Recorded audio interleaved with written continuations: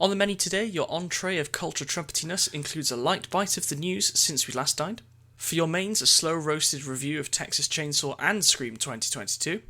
And finally, to wash it down in your greedy gullets, a dive into the world of music collecting. Stay with us to be indulged.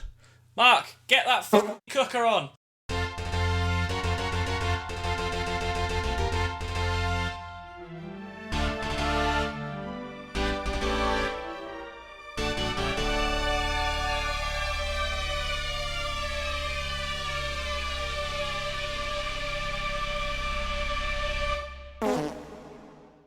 Well, thanks, Dan, for soothing us into a new episode there with your voice like a chipped angle grinder.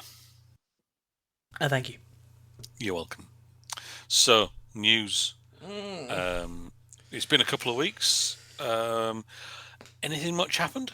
Well, the world's still falling to shit, isn't it? Or did you mean specifically more what we talk about on this? More the light-hearted culture side of things rather than all that miserable real-world stuff. Okay, well, we'll start off as we mean to go on, to announce a death, I suppose. Yeah, let's keep it light, yeah. William Hurt passed away, well, I say the other day, but I don't know when you're listening to this, on the 13th of March, and as you'll know, William Hurt, for me, is famous for playing Thunderbolt Ross in the MCU. Mm-hmm. But he's an Oscar winner, and he's been in lots of other things, but most recently I know him from the MCU. Yeah, I think that's probably where most people would recognise him from recently, but a huge star kind of from, over the past few decades, really. I hadn't realised he was battling prostate cancer. No, which is, I mean, that's fair enough. I think you're always, how can I put this? Why would we know? Well, exactly. Some of the trashier newspapers will always say that someone has passed away after a secret battle with cancer, and you think, well, no, it's not secret, it's private. Yeah. So, I guess he was dealing with that, as, Chadwick Boseman, similar circumstances. No, of course, yeah. And here we are. I guess, it wasn't widely known, and why would it be? But, a real shame. He kind of popped up every now and then in the MCU films and kind of had his 10 or 15 minutes on screen. And there was always a hope of mine that he was going to become Red Hulk. Yeah. But I think now that'll be Martin Freeman's character. Potentially. I guess we don't know, do we, how recently he's been able to film stuff, right? That's a valid point. I think one of the rumours was that She-Hulk would introduce Red Hulk because Tim Roth's Abomination is also in it, right? So it could be that he's filmed some scenes for that, and that going forward in future it would maybe be an entirely CGI character. Yes, potentially. Right? Sure. I guess, but they were only rumours, weren't they? So I guess we'll find out soon enough. Exactly. If he filmed any scenes that we haven't yet seen for upcoming shows or movies. There's also Secret Invasion as well that's filming at the minute. He may have had a part in that. But yeah, that was a real shame, that. Definitely worth checking out some of his older films. Altered States is a great one. A kind of really trippy psychological sci-fi horror mashup from the 80s that's well worth a look. But yeah, definitely worth checking out. If you only know him from the Marvel stuff, definitely go off and check some of his other things he's done. I will. Good. Do as you're told. Not you too. So, new releases, yeah. Just when it looked like things were kind of going back to normal in terms of the studios sending films back to cinemas, Disney kind of, dumped is the wrong word, but they kind of dropped Turning Red, the new Pixar film, straight to Disney Plus. I don't know why you're sounding surprised by that, because they did say that Pixar, for the foreseeable, will straight to Disney Plus, whereas Disney originals are going to the cinema. Did they? Okay, I'm must have missed convinced that I read that in weeks gone by, because I remember having a discussion about it with some other friends going, I'd be well annoyed if I worked for Pixar. Yeah. I'd find it really embarrassing now that the studio that you commit to, who still works in the cinema release world. It's not like Netflix where they don't have a cinema presence. Yeah. Disney very much relies on a cinema presence. Yes. And if Pixar as a studio are now making things, essentially straight to DVD, if you like, it's not a place I'd like to work. It's a real shame. It's a real shame because even though obviously over the last couple of years there's been a real change in release strategy, right? Where big movies have been getting day and date or very soon after releases on home streaming or physical disc. There's still a bit of a stigma around, like you just said, this kind of direct to video thing. Even though some of the stuff that's been direct to video or streaming or disc has been like high quality, $100 million blockbusters, right? Yeah, right. But there is still this bit of a stigma, isn't there? And I think that's a real shame because I don't know if you've watched Turning Red, but it's fantastic.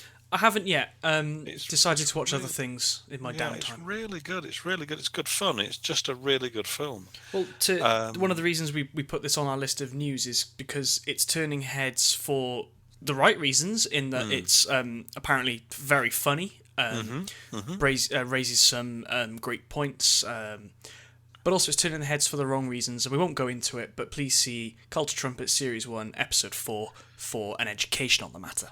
Yes, I can imagine. But no, it's a great film, and the reviews have across the board been really good reviews. Luckily, they are at least getting the cast and directors and so on out on the publicity circuit. I've seen and heard plenty of interviews with the people involved. So at least they're not at least they're giving it publicity. But yeah, just a shame it wasn't given a chance in the cinemas, because I think it would have done quite well. Yeah, exactly. Absolutely. Moving on. So talking about streaming again, Moon Knight is due at the end of the month. That's Marvel's next series. And some interesting comments that I wonder whether they've been misinterpreted, but certainly some interesting comments from the showrunners around how connected this is to the MCU. And I think you've got the quote from what one of the guys said.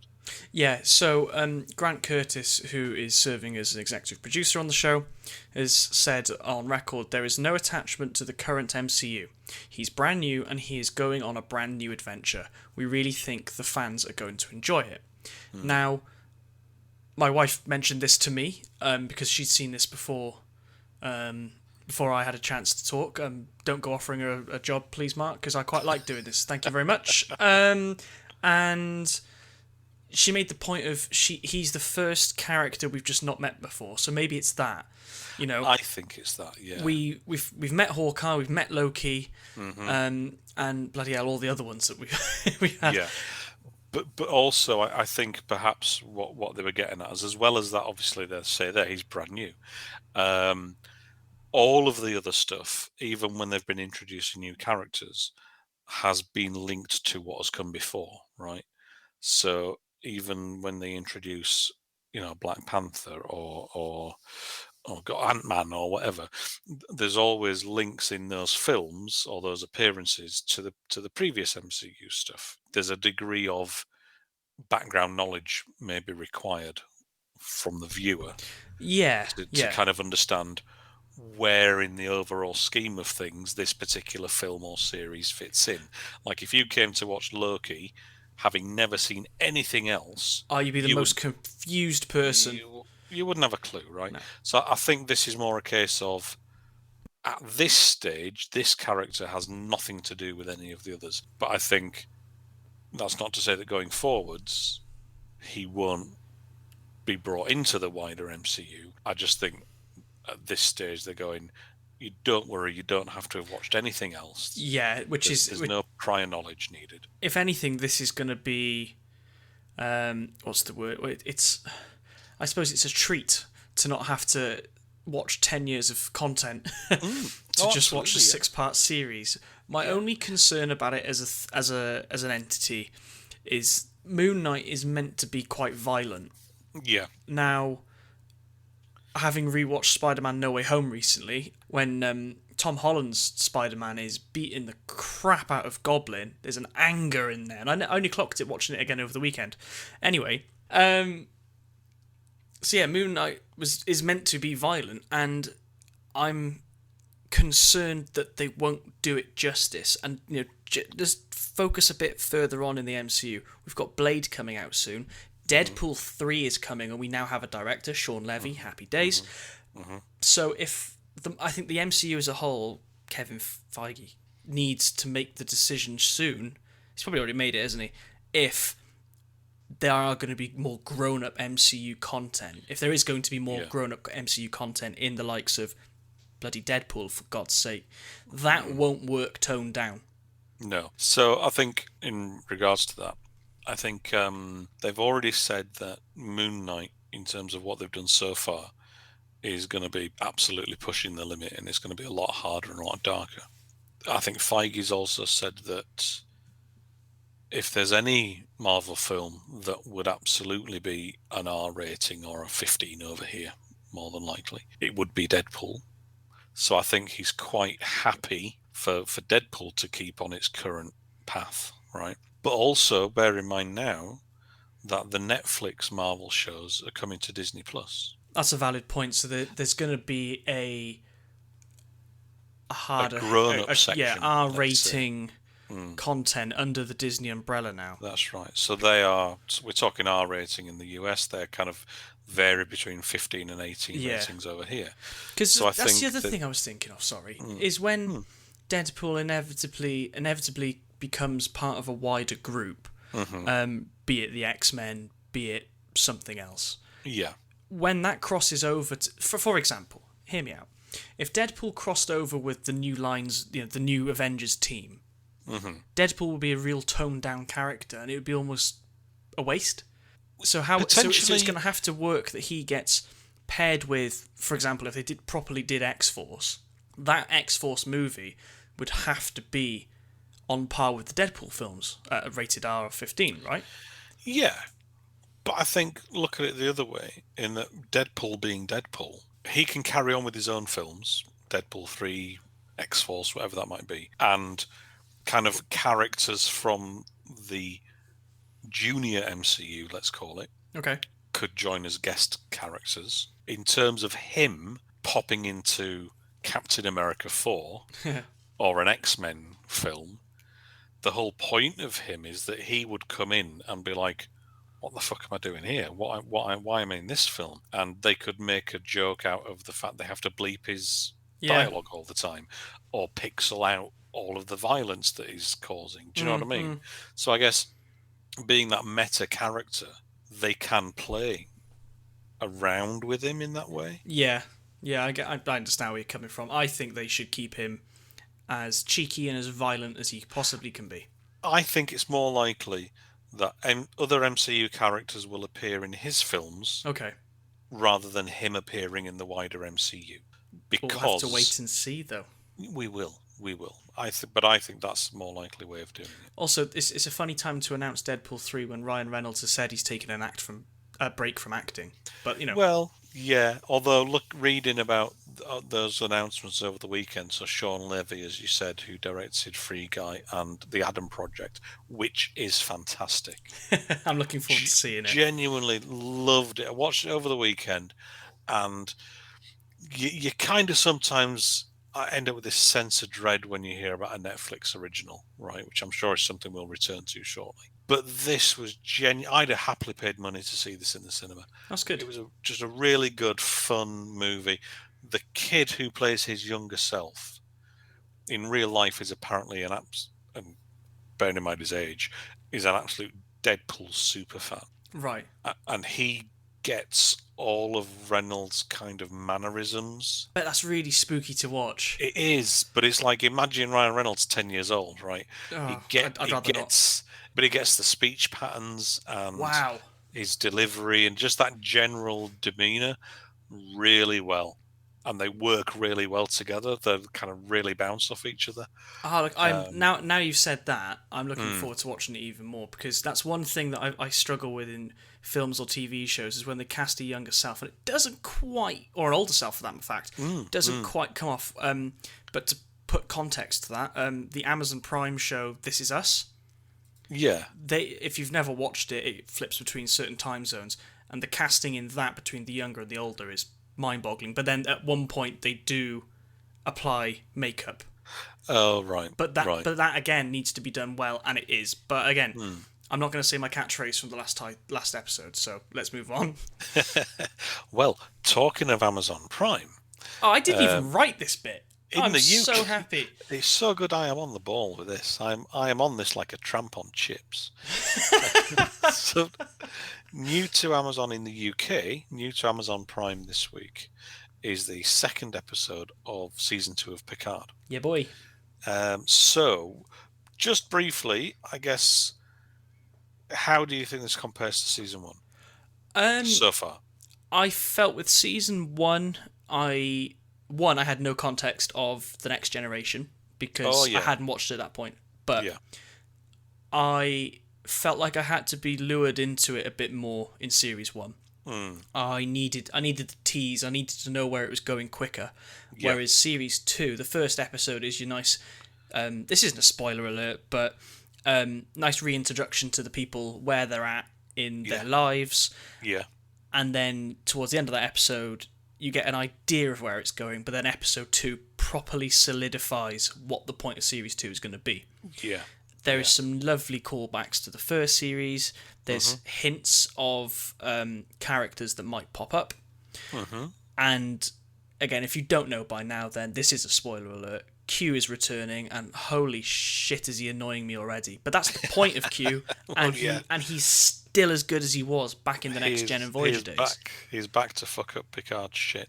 I was never a massive, huge fan of The Next Generation when it was on TV. Okay.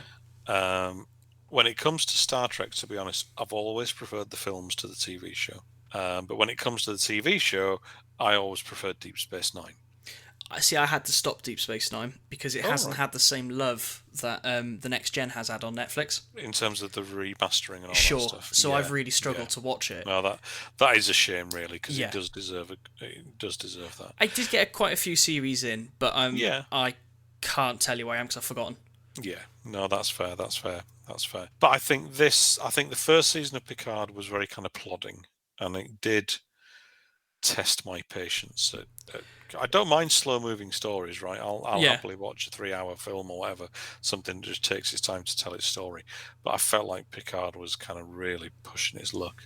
But the first episode of season 2 kind of starts right in the middle of, an action sequence, which then kind of stops dead, and it's like 36 hours earlier, blah, blah, blah. And you go, oh, not one of those things again, where they kind of do. There's a lot of shows have a habit of doing that, don't they? They'll start with something exciting and then send you back a day, tease you, and then go now the slow build up. But as you say, that worked then really well to kind of, you see all these characters together in the opening sequence, and then you go back and it's like none of them are together 2 days earlier. So what the hell happened? So as you say, reintroducing them, seeing where they're at, and then it ends on a real cliffhanger. The first episode. It's so good. I was well annoyed that I had to wait a week. Yes. And then this episode, as you say, Q kind of comes back in, much more prominently. And he's really messing with Picard. And I think the kind of, again, without spoiling it, there's an element of a bit timey-wimey, wibbly-wobbly, right? Is it time travel? Is it alternate universes? Is it a bit of both? And let's see where it goes. But it looks really interesting. I'm much more into this 2 episodes in than I was into the whole of the first season. I look forward to Fridays. One, because definitely. It's bloody weekend. Absolutely. But secondly, Picard is just, I'm thoroughly enjoying it so far. Absolutely. We've got lots to talk about. We've got to keep going. We have, let's go. Next up, Kenobi trailer finally landed. Looks interesting. Looks good. Looks a bit more kind of open and expansive than maybe Mandalorian and Boba Fett was. I think maybe there's a bit more location work going on, maybe. Yeah. It feels a bit more outdoors kind of thing. a little bit disappointed that they kind of give you a glimpse of the young Luke Skywalker. I was hoping it'd maybe try and avoid that. I mean, obviously, we know that's what he did at the end of Revenge of the Sith.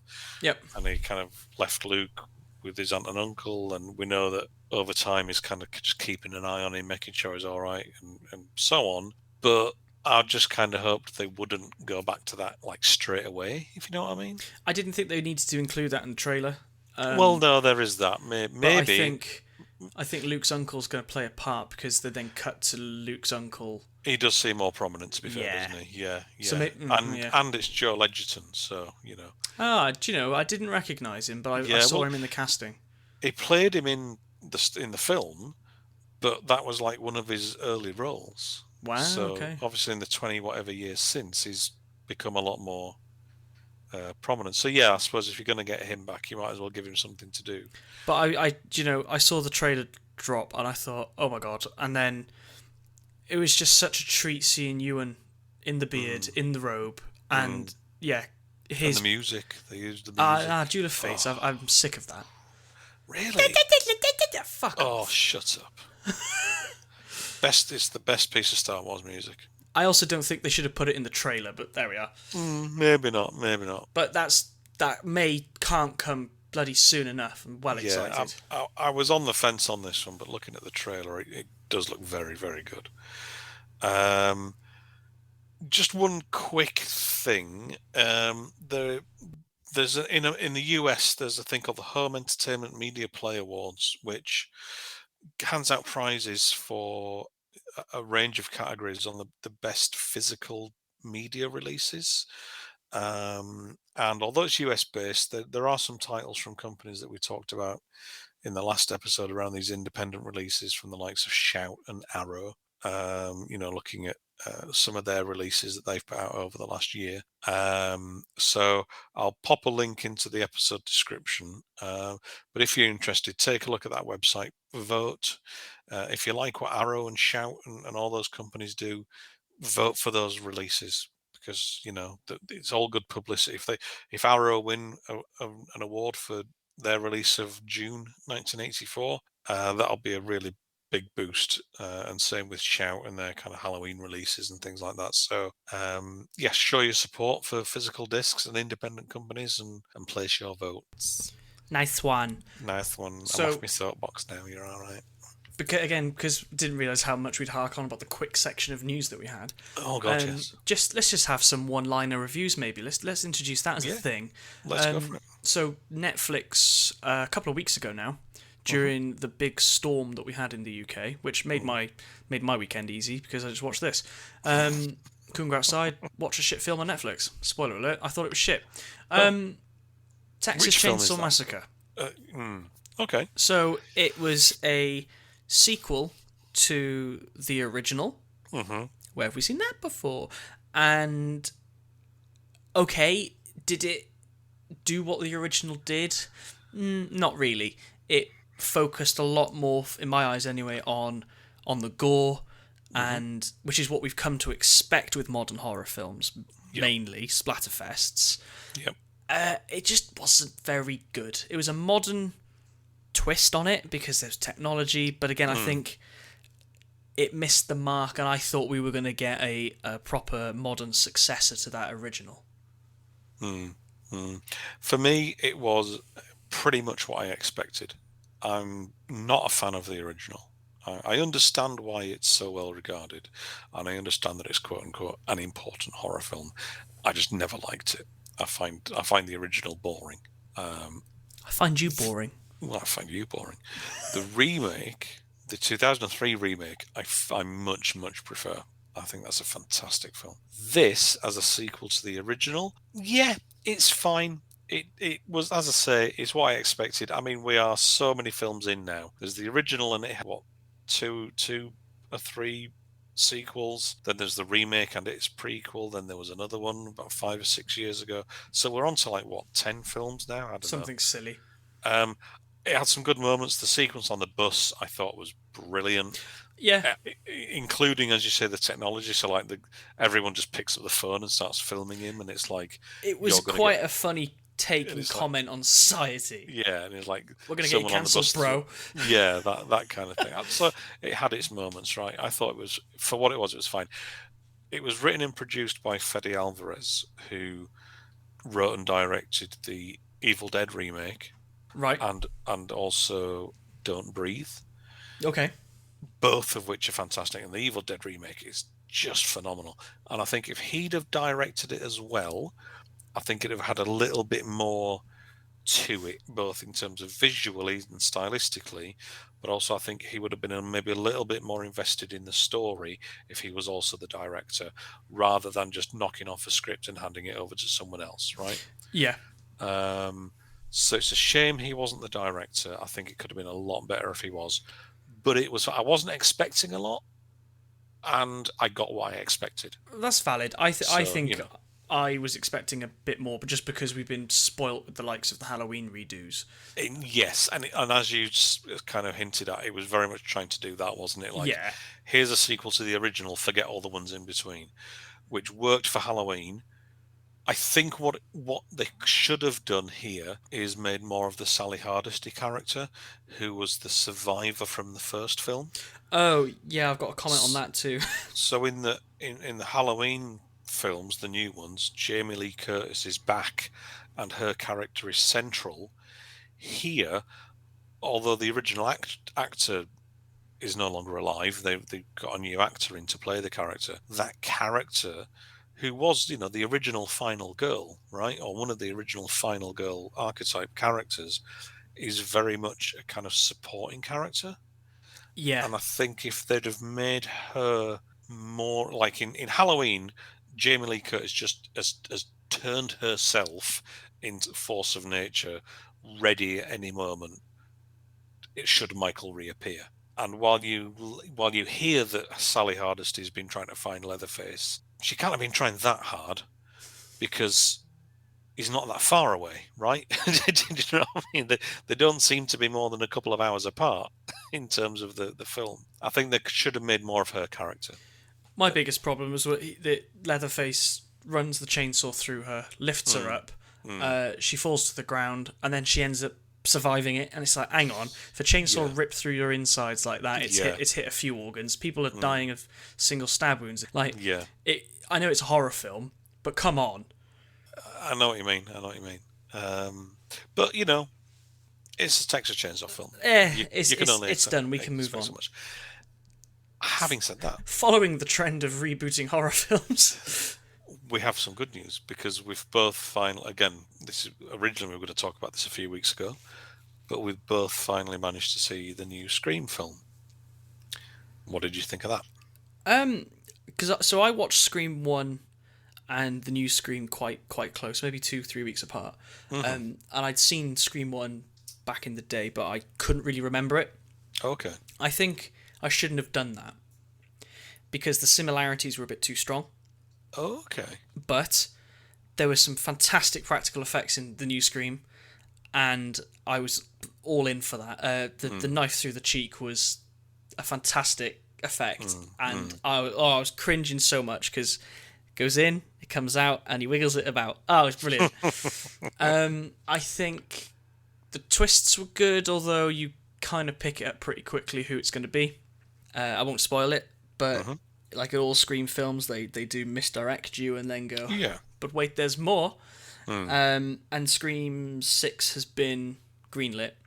There was one character that met a demise, which I was quite sad about, but I won't give it away. But I was going to say it was nice to see them all back on the screen, but that has happened in previous Scream films, so it wasn't that exciting, really. Sure. I really enjoyed it. I thought it was fantastic. I think after Scream 1 and Scream 4, I think it's an equal tie with those. Yeah, I liked what they did. I mean, it's from the team who made Ready or Not, which I don't know if you've seen. Oh, yeah, great movie. So I was kind of hoping for good things anyway, because that Ready or Not is a fantastic film. I just like how they updated it all. Obviously, they're always self-referential, right? So they're talking about the difference between sequels and remakes and reboots, and a reboot is where a requel is where you get some of the original cast back and blah blah blah. And they've always, certainly as the sequels have gone along, they've always really trod this fine line between being wittily self-referential and absurd and absurdly up their own arse. And it kind of balances that perfectly, you know. Yeah. You're right. The kills and the violence was kind of nasty and sudden. It was and a vicious. justified 18. Yeah, oh, absolutely. Yeah, hard R in America, I guess. No disagreements there. I like that this isn't really a spoiler because it's the first 10 minutes, right? But I like that the opening sequence, which is all through all the films, have always been kind of get the film off to a high start. With a guest star and an unexpected kill and all that. Interesting that the character who was being stalked in the opening sequence in this isn't actually killed and goes on to become a main character in the film overall. Whereas normally it's a guest star, you know, Drew Barrymore in the first one, for example, they're in it for 5 minutes and then they're dead. So I thought that was neat that the character you think is going to die and you're not going to see again actually goes on to be one of the main characters. And the links to some of the older characters, again, no spoilers, but the way that some of these new characters are connected to ones from the previous films, nicely done. Nothing too... there's nothing where I kind of went, oh, come on, that's a bit far-fetched. Yeah, valid point. I think it was just done in another way. And it was funny as well, you know. They're always, there's some nice bits of humour. I've got a real interest in Jack Quaid turning up in things now. Oh, right, yeah. I loved him in The Boys, and in this I thought he really shone as a nice comedic comic relief for a really serious, gory, nasty film. Yes, yeah. But yeah, that's all I really want to say about it. It was good. I enjoyed it. I want to see the next one. I think, had Wes Craven been alive today, would it have been made? Probably not. But if he, for whatever reason, said, go on, do it, I think he would have been proud of this, because I think he would have done, It took what the original one did in it being, like you say, meta, aware of itself, and didn't make a fool of itself. No. And I think he would have said, yeah, go do it and do what you can, because, well, first of all, he was always very supportive of other filmmakers. You know, that when he died, there were lots of stories came out about how he would kind of help out new and upcoming filmmakers and give them advice and so on. So I've no doubt he would have been more than happy to hand the reins over. But also, I just think, as good as Scream 4 is, I think that kind of brought those 4 films, if that would have been it, that would have been fine. You've had a really good set of films. Yeah. I think the 5th one, this one, needed to, be a requel, right? It needed to be what they talk about. And it does that really well. I don't know about a 6th one, though. I'm really happy it's been successful enough that a 6th film has been given the green light, because they deserve that success. But at the same time, what could they do next? Yeah, I assume it's going to be much of the same, and it will all go, oh, well, that wasn't as good as when they tried to do it again in... Yeah. It'll fall on its arse, I think, now. I think this one perfectly comments on the whole series. Yeah. In terms of sequel, remake, reboot, original cast, new cast. It does everything in terms of both as a film itself and as a comment on the films and the whole horror thing, right? Mm-hmm. And it almost wraps it up, and for the certain characters have closure and so on. It's not that I don't think they can manage it, because, as I say, this film's great, and Ready or Not is a fantastic horror comedy. So they could do it. I'm just interested in what they're going to do and how they're going to do it. A couple of years to wait, one guesses. Yeah, absolutely. So those were a couple of quick one-line reviews. Okay, so let's go. How many trumpets would you give Texas Chainsaw 2022? Out of... We have 5, remember?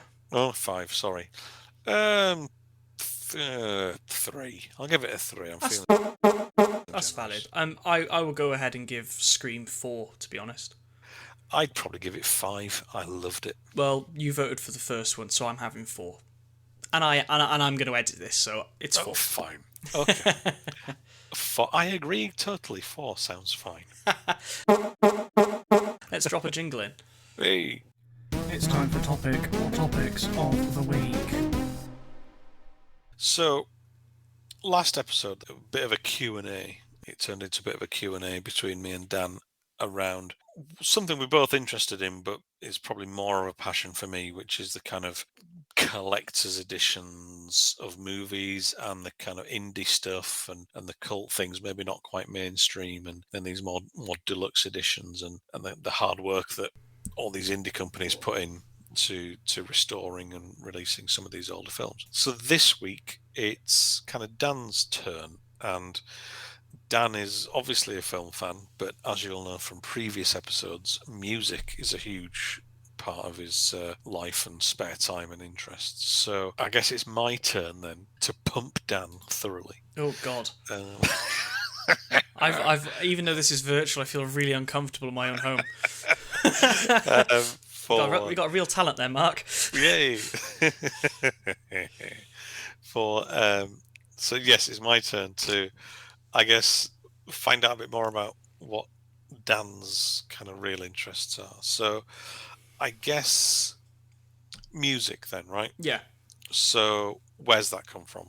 What's the story behind that? So I guess most of it starts from upbringing, and my parents were into their music. Well, still are, obviously. Mm-hmm.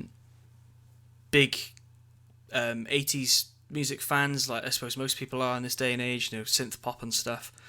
But where I fell in love with this was my dad introducing me to like AC/DC and that sort of stuff when I was a young kid. I've mentioned before that I stumbled across his vinyl collection over my grandparents' house, and I put on Black Sabbath's Black Sabbath, and from then I went, wow, this is noise that I really, really like. Around that time, again, we talked about it on the Pluto playlist episode, Busted were a thing. Fell in love with that band, started following them, and then as I matured, my music tastes matured, so then I found the likes of Green Day, and then from there, the rest is history. I follow so many bands now, it's obscene. Music is really my passion. Films are great and all, but I find it easier to connect to music than visual media and film. So yeah, it's been a part of my life longer than film, I'd say, because there was always music on in the house, and there's always music on in my house now. Okay. Not at this moment because I'm recording a podcast. Well, obviously. But yeah, at work I will listen to music to get tasks done. Okay. I'll relax to it. God forbid I'd go back to a gym, I'd put it on then, not listen to whatever capital radio station shit is playing. Okay, so listening to music, that's cool. Yep. I listen to a fair amount as well. But in terms of how I consume it or what I buy, I've got a very small vinyl collection. Okay. And got rid of my CDs a long, long time ago. But I'm guessing from how you're talking, you're still very much a physical format collector. I mean, it's changed over the years, really, because when I was younger, we had obviously cassettes were the big consumable of music world when I was growing up, and that quickly turned to CDs. But I remember having a little tape player, and it was like S Club Juniors or S Club 7 or whatever it was one of my first cassettes. And then I'm pretty sure my first CD was Bob the Builder, classic. Okay. And from then, CDs were my predominant media of choice. Yeah. Probably all the way up until, I don't know, I want to say mid-2000s. Okay, right. And then the world changed and we started having digital media. And then with the launch of the iPod, you were still buying CDs, but you were ripping them straight away when you got home to put them on your iPod. And I remember, the world of digital and MP3 just changed everything. And, people would still buy music legally. rip it to a computer, but then from there it was shareable. Whether it was rightly or wrongly to do it, people shared their music libraries with friends via iPods and USB sticks, right? Yes. So I remember not buying CDs for a very long period of time because it was all done through iTunes. Forward on then to me moving out, I bought myself a little vinyl player. Actually, come back a bit. So things are still digital, but then streaming services like with film launched, and Spotify and now Tidal and Apple Music are a way of consuming music without physically, stacking shelves at home. Mm-hmm. But then fast forward to me moving out, I bought myself a little vinyl player, and it's... Do you mean a gramophone player? A gramophone? Whatever you want to call it. Yeah. Bought myself a little vinyl player, and that's when I was like, hey Dad, can I have your vinyl collection? Yes, just gathering dust. Awesome. So that's when I probably started buying music physically, properly again. Okay. I'd had CDs bought over the years, but mainly because it was a case of if you pre-order a new album, you could have pre-sale tickets. Until my friend went, there's a no purchase necessary option usually with these things, Dan. I was like, oh, okay. But it is signed, Yeah. But it was then, and that's where I am now. I tend to now collect vinyl. I can't remember last time I bought a CD. Okay. So do you still...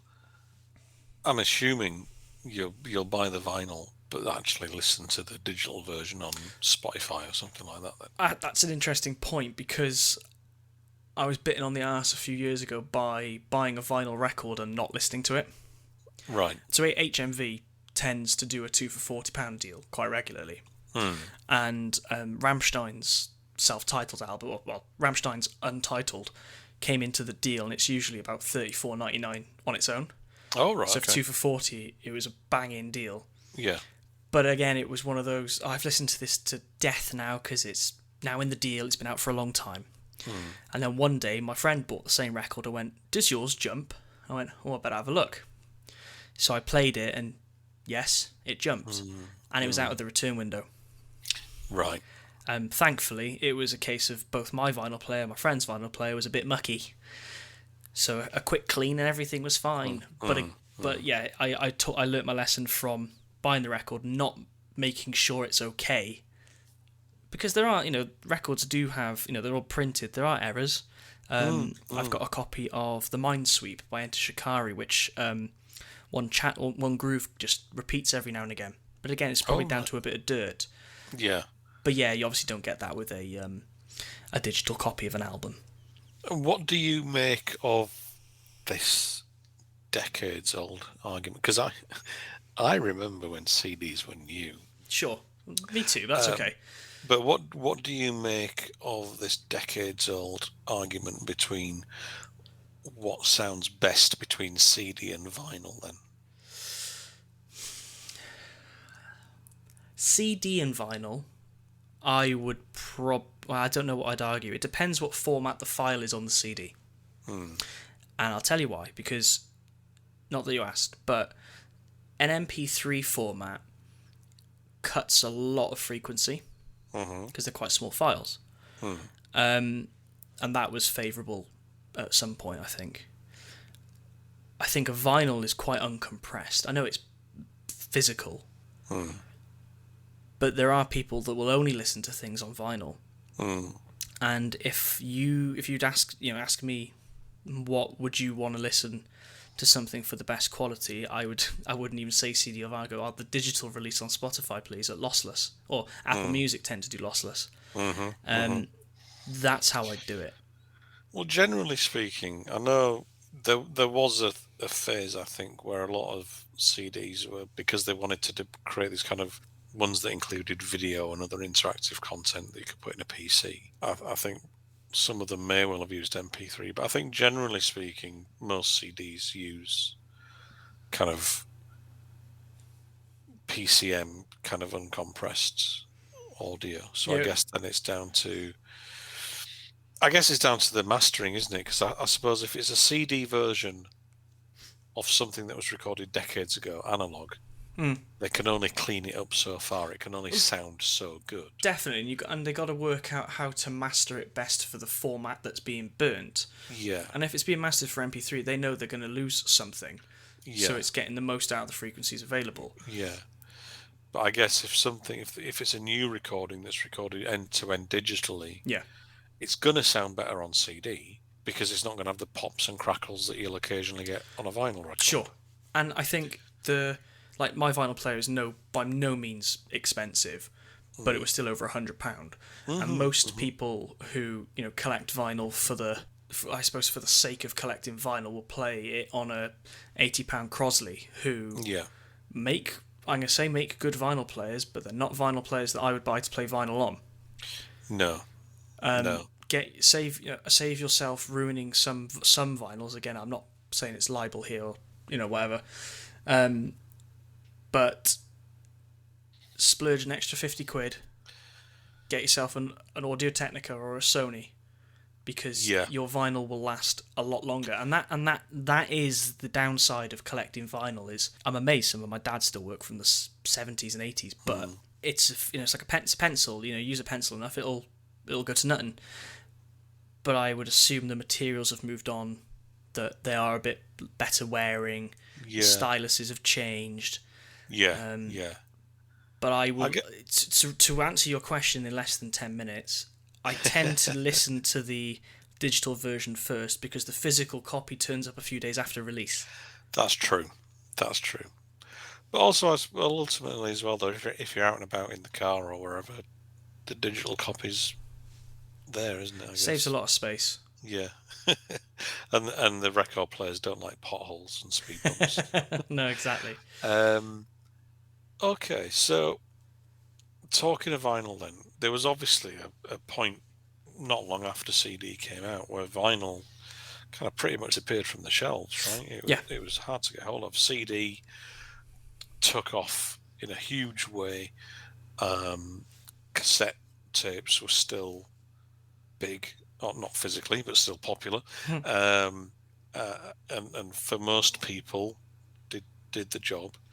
So, what is it, do you think, that has caused vinyl to come back into fashion? Is it just pretentious hipster wankers? Well, I was going to say hipsters. Now, I wouldn't know. I'm the furthest from a hipster that you could possibly think. I could put my hair into a top knot if I tried, but I cannot grow a beard. And I don't ride a Brompton bicycle either. But point being, or a vegan. Anyway, I'm going to go down a line there. For me, bands that I really liked who weren't like the Rolling Stones, where they don't need to release music because they're just going to be minted for the little time they have left. As an aside, they're charging about £200 a ticket for their upcoming dates in the UK. Get fucked. Taking the piss. Yep. Anyway, bands that I really like, for example, Enter Shikari, who are a bigger band than they were 5-10 years ago, but are still an independent band, were releasing their music on vinyl with a couple of variants, which some were more limited than others. And it was that limited editionness, 500 in the world, that drew me in. I was able to support them by buying direct. It was a bit of a DIY task on their part, and usually it came signed, which I quite like. And it was a way of buying direct and not going through a shop who has bought it off them. And bands that I tend to buy vinyl through now, I tend to buy a variant of, because they're a bit more special. Okay. I don't know why, that's why I did it, but I think for the majority it might have been because they became art pieces. Like, people were not tiling their walls with it, but putting them up in frames and making art out of them. True. And, the artwork on vinyl sleeves, it's the cover but bigger, and they do look brilliant, but you couldn't display them, really. And do you know, when you hear from people who used to collect movies on Laserdisc, same size format, right, 12-inch discs, that's kind of one of the things that a lot of people miss, is that large format packaging really showed off the artwork. Yeah, like there's a good example. Ghost's new album Impera came out last week. Again, I bought the vinyl, I bought a limited edition variant from Crash Records up your way actually, and what I'm seeing more of now is that the independent stores are getting the real special ones to make you go shop at the independent record stores, which I think is fantastic, and it's really good for local businesses, keeping them going. But the intricate artwork of that album, seeing it a bit bigger, is great. Yeah. Granted, you could probably go online and do it, but physically, sure. But you've got it there in your hands, haven't you? Yeah, exactly. Yeah. Okay. So you play music as well, right? I try. What instruments do you play? I started learning the drums when I was a kid, but that then very quickly turned to guitar when I saw School of Rock. And then I played guitar ever since. That is my main instruments, but I dabble with bass. So did the playing the drums come from listening to music? Yeah, definitely. Right. I don't know why drums specifically, I'll be honest, because it wasn't like I again heard Busted and went, yeah, I want to play whatever this unnamed studio musician is playing. I don't know why. I think I had friends in school that played drums, and I thought that sounds good. Because I can't think back that far and think of any guitarists. Whereas high school, when I switched to guitar, I knew loads of guitarists. Okay. And the rest with that is certainly history. I play as many times in the week as I can with the time I have. Yeah.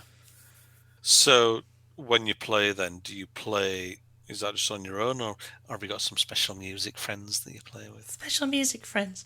When I was in school studying music, so I did music tech A level and music GCSE, but the other way around. You'd have to play as a group now and again for exams and whatnot. But I tried joining a band and it just doesn't work because someone's more committed than the other, and real life just gets in the way. It's impossible, I think, to be that committed and not run a full proper 9-to-5 job as a career. Yeah. But Frank Turner, who's a artist that I really like, in his song The Ballad of Me and My Friends, there's one lyric: the musicians who lack the friends to form a band are singer-songwriters. Now, I'm not a singer-songwriter at all, but I lacked the friends to form a band because I could have formed an ensemble of guitarists or drummers, but I didn't know any bassists or singers, not through lack of trying. Right. But it's things like that. It was just everybody learnt guitar or drums. Gotcha. And I'd have loved to have been in a band. I'd still love to be in a band because it'd be a great laugh. But it's just finding the commitment to do it. Everyone plays cover songs. Here's Wonderwall. Yeah, that's true. There's a guy I used to work with. He's in a Duran Duran tribute band. That's pretty cool. Who do really well, right? They kind of go off and they get. I think a couple of years ago they got a season at Butlins, Fair play. Yeah. To actually do the proper whole shows, and then they're not. I don't think anything goes as far as being official, but they've been given the nod from the original band, like, you're doing all right, keep it up, kind of thing. So yeah, but he obviously has to take time off work. There's that, and going around the country. And just watch David Brent Life on the Road. He uses all his cashes in his pensions, leaves his job just to go pursue this fake rock star career, and it's just when I was going to go study for university, I had this fork in the road of, do I study music or do I study not a trade, but study something I'll build my career around. And my argument, because it surprised people I didn't go to study music, but one, I can't read music. I'm ashamed to admit it, but I can't. Yeah. But I can read tab, and that gets me by. That's all I need to. That's all I want to know. Okay. I want to be able to play my instrument and learn songs that I enjoy. It's fine. Which is fine, and I guess if you have the time and if I'd started learning that instrument when I started learning drums, I would have had to have learnt music. But because I learnt it older, It bypassed. But anyway, it's something that is on my bucket list to do, is learn to read music properly. Anyway. Okay. Well, that's cool. That's cool. There was a point, I didn't finish the point, and I can't remember what it was. Oh yeah, so study music or study something else, and my argument was that if I studied music and I couldn't get a career in it, or I hated my job, I hate my hobby. And I never wanted that. Whereas study something else, if you dislike your job, well, you've got music to fall back on if you want to, relax or whatever. Yeah, no, that's fair. That's fair. I think going back to that David Brent thing, I think you do get some people who maybe, and it's kind of fueled by X Factor and all that shit. Of course it is. Where someone might have some I mean, I'm talking to someone who can't play a fucking instrument to save my life. I could maybe manage a triangle, right?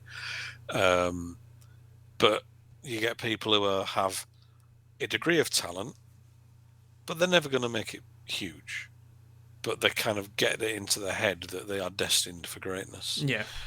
And you see some of them maybe busking in the high street or whatever, and you just think, bless you, you're better than me, but with the best bill in the world, you're not good enough, And this is the thing, like, I wouldn't want to inflict my playing on other people, really. Like, family members say, oh, you can play a tune, and you go, yeah, you're just saying that. But, I genuinely wouldn't. I struggle with my ability of playing the instrument, even though I've been playing for that long. Yeah. I will always have that self-conscious doubt in my head that, oh, you're not actually that good, mate. And that's always held me back from, being in a band as well, I guess. But less about my existential crisis.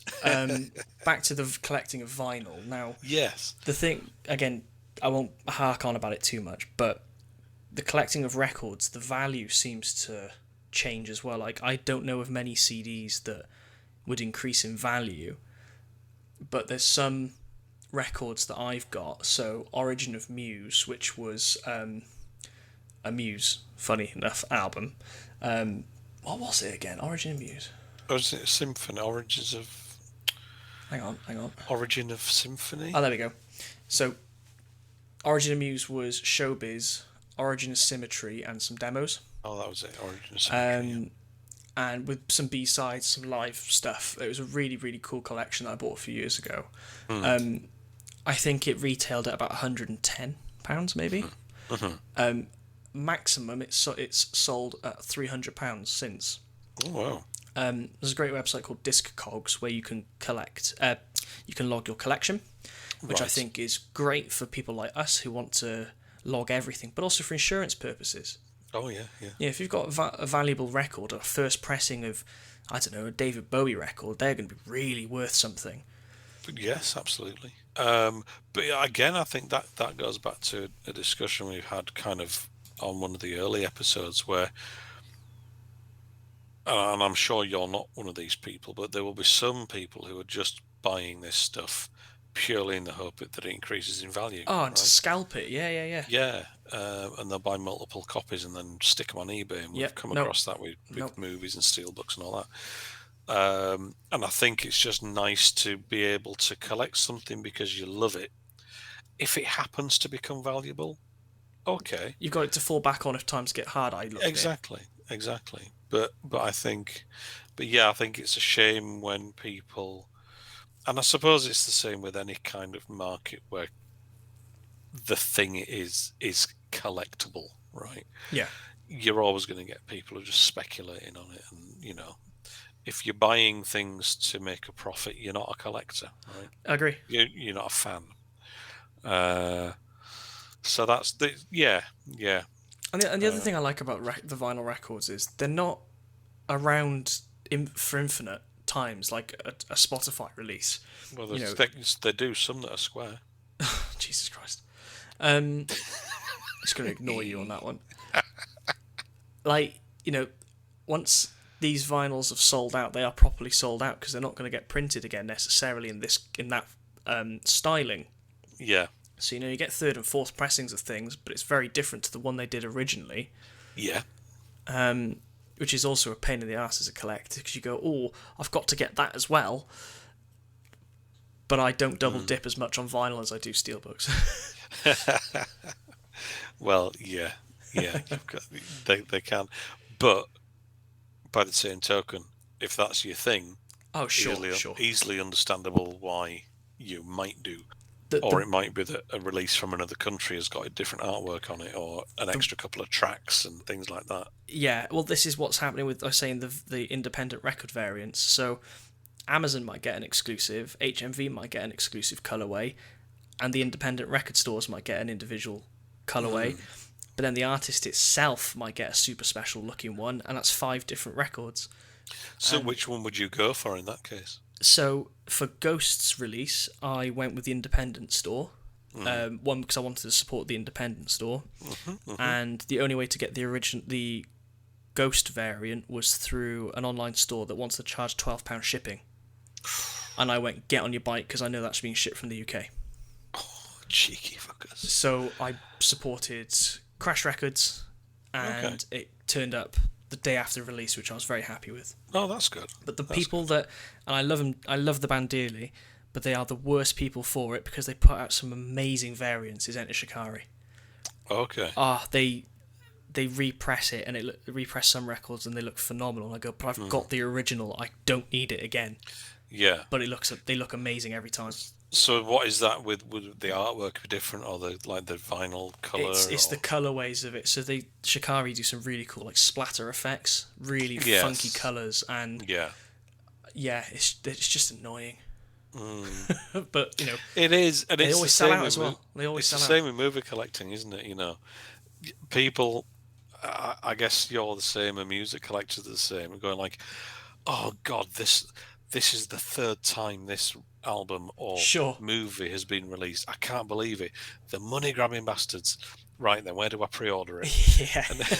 And it's that thing of like, you know exactly what's going on, but you still go fall for it. Yeah. But I think with any kind of collector, it's going to be the same. Whether it's, you got people who collect board games, you got people who collect moss. Whatever it is, there'll always be something. There'll always be something to grab your money. But there's not a day that goes by that I don't listen to music in some format. I mean, hell, your alarm is a piece of music. True. If you have a song, of course. If it's just like, then maybe not. But somebody has generated that tone to piss you off. Yes. My alarm is The Spark by Enter Shikari, because it's a nice piece of music to wake up to, and I don't hate life as much. Okay. I'm going to change that. I don't want to murder people as much. No, let's change that one again. It's just a nice piece of music to get woken up to, not like...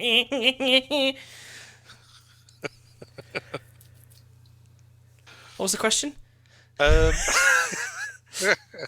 it was just about that thing of like, in terms of collectors, there's always going to be something that comes along, I guess. Yeah. And like saying, no matter how many copies you've got of something, if the artwork looks sparkly enough, or if the vinyl colours funky enough, it will like, oh, go on then, one more time. Sure.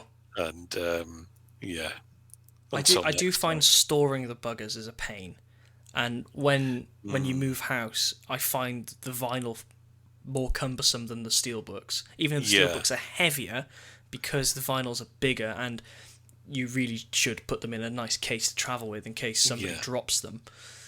Then it's a bit of a pain.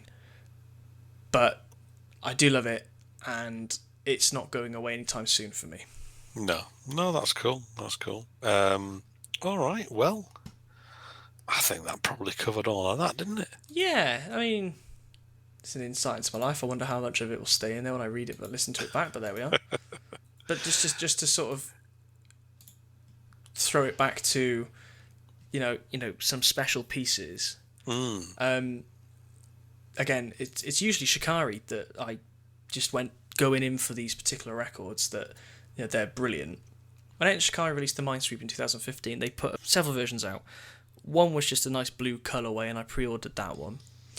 And then I happened to see that they'd released this sort of book variant with loads of art pieces in, nice big book, photos from shows that I'd been to, a signed print from a show that I went to, 2 DVDs of they released bootleg series, so from tours and shows and stuff. One of them was of a show that I went to. Oh, that's cool. So I was like, I've been rumbled here. I need to pre-order this. So I double dipped on that straight away. Right. But then when I saw them, they released the Spark a couple of years later. I actually took this big bundle to them and they signed it for me at HMV. And Rao, the lead singer, was like, I really miss it signing these because it's such a nice quality build, and he said something along those lines. And it was just like, they were limited anyway, but they were never released signed. Okay. So I've now got a signed version of it, which I think is pretty special. Oh no, that is right then, isn't it? Yeah. But yeah, it's just one of my favourite albums, and it was such a nice collector's piece that, yeah, now the fact that I've got it signed in person as well was pretty awesome. So do you also get, I guess, the vinyl equivalents of some of these limited edition movies that we were talking about, where there will be, obviously the music, the disc itself might be remastered or whatnot, but do you get the ones that have books in there or additional content in the box kind of thing? Sometimes, so some I have bought have come with big lyric sheets and stuff like that. And sometimes there are, I suppose it's lyric sheets more than anything, or sometimes it comes with a signed art print, which is usually a nice sway. I've got a few from Skin Dread, Bullet for Valentine, and Airborne. Okay, right. I think that's less common, actually, for me personally. Or maybe I'm just not following music that do it enough. But usually the record tends to be signed if it's a pre-order and a special variant. Sure. Okay. Yeah. Quite cool. Yeah. Okay. But yeah, that's about it, isn't it? Cool. That covers it. Yeah. Fantastic. Thank you for taking the time to listen. Well, that's who, me or the other people? No one else does. No, I'm kidding. I say I'm stupidly passionate about this stuff. So, like you did in your episode, if you're going to buy a piece of music, go to an independent store, please. Yeah. Amazon don't need your money. Nope. Really. No. The likes of HMV do, even though they're not an independent store, they've been saved several times. And I'm a big HMV fan. But, one local to me has been going since, I actually don't know, but it's a staple in the city. Let's find out. There we go. It's a music store, apparently it's dated back to 1894. I didn't think it was that old. Oh, wow. But, okay. We need to keep these places going. Yeah, certainly the independents. I would definitely agree with that. As you say, Amazon are going to be fine. What's his Jeff? Jeff will be all right. I'd even say HMV, to be honest, can do without my money. Fair enough. That's another story. But I think, yeah, absolutely the independents. Show them the love, basically. Yeah. And even cheesy charity shops, right? Oh yeah, they have boxes and bins full of vinyl stuff. And I've as I say, I've got a very small vinyl collection, right? But there might be something in a bin in a charity shop that is some cheesy as fuck 1960s lounge singer, right? Or some 70s god awful disco thing. But you know what? It's only 50p. And if it makes you laugh for half an hour, happy days. That's worth it. And the charity shop's got some money. Do you know what I mean? Yeah. So even we can talk about this limited editions and all this kind of colorways and all that kind of thing, but there's so much out there, old stuff that just might be sat there waiting for someone to find it. Yeah, exactly. So wherever you see it, pick it up. It doesn't have to be a record store, right? Precise.